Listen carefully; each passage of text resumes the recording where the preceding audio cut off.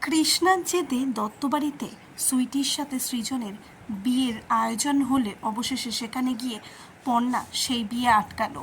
বিস্তারিত জানতে সঙ্গেই থাকুন, চ্যানেলটিকে সাবস্ক্রাইব করে রাখুন। ডাক্তারে এসে যখন বলে যে পর্ণার কোনো কিছু মনে পড়বে না, ঠিক সেই সময় কিন্তু সেখানে সৃজনের মাও থাকে। সৃজনের মা সমস্তটাই শোনে। এরপরে সৃজনের মা জোর করে সৃজনকে যখন ঘরে নিয়ে যায় পর্ণার মুখ থেকে শোনার জন্য যে সে সৃজনের সম্বন্ধে কী ভাবছে, এমনকি সমস্ত কিছু বলে, তখন কিন্তু পর্ণা বলে যে আমি সৃজনকে কেবলমাত্র ভালো বন্ধু ছাড়া আর কোনো কিছুই ভাবি না কাকিমা। এতে কিন্তু সৃজন প্রচণ্ড দুঃখ পায়। ওইদিকে কিন্তু পর্ণার কাছে যখন এই কথা শুনতে পারে তখন সৃজনকে টানতে টানতে নিয়ে আসে বাইরে। আর তারপরে কিন্তু কৃষ্ণা সৃজনকে বলে যে তুই পর্ণার উপর থেকে মন সরিয়ে নে বাবু। তখন কিন্তু সৃজন কোনো কথাই শোনে না। ওইদিকে ভালো মতন তার মাকে বুঝিয়ে দেয় যে সে কোনো মতেই আর পর্ণার থেকে মন সরাতে পারবে না। যদি তাকে স্মৃতি নিয়ে পর্ণার বাঁচতে হয় তাই করবে। এতে প্রচণ্ডভাবে রেগে যায় কৃষ্ণা। কৃষ্ণা কিন্তু রেগে গিয়ে নিজের জেদ বজায় রাখার জন্য সৃজনের উপরে প্রচণ্ডভাবে কিন্তু চেষ্টা করবে।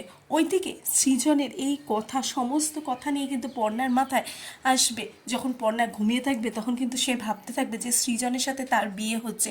এই কথাটা কিন্তু পুটিকেও বলবে। তার আগেই কিন্তু ডাক্তারকে যখন জানাবে, ডাক্তারও বলবে যে আস্তে হয়তো হয়তো পর্ণার স্মৃতি ফিরে আসছে। এরই মধ্যে কৃষ্ণা প্রচণ্ড জেদ করে যে সৃজনকে আর কোনো মতেই পর্ণার পেছন পেছন ঘুরতে দেওয়া চলবে না।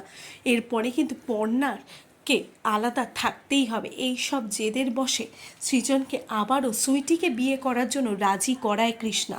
আর ওইদিকে কিন্তু সৃজনের মনে একটা আশা থাকে, যদি এর মাঝখানে মনে পড়ে যায় পর্ণার, কেননা তাদেরও তো একটা বিয়ের স্মৃতি আছে, এগুলো দেখে যদি পর্ণার মনে পড়ে যায়, কেননা পর্ণা যেহেতু স্বপ্নে ভেবেছিল যে সৃজন আর তার বিয়ে হচ্ছে, সব কিছু নিয়ে কিন্তু আশা করে সৃজন যে শেষ পর্যন্ত যদি পর্ণার কোনো কিছু মনে পড়ে যায়, এর জন্য কিন্তু সে বিয়ের পিঁড়িতে কেবলমাত্র পর্ণার জন্যই বসবে।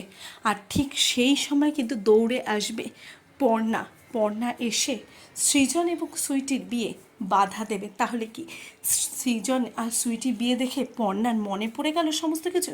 হ্যাঁ, এমনটাই হতে চলেছে। তাহলে সমস্ত কিছু জানতে হলে চোখ রাখতে হবে জি বাংলার পর্দায়। আর এই বিষয়ে আপনাদের কি মতামত প্লিজ কমেন্ট বক্সে কমেন্ট করে জানান। আপনারাও কি খুশি হবেন?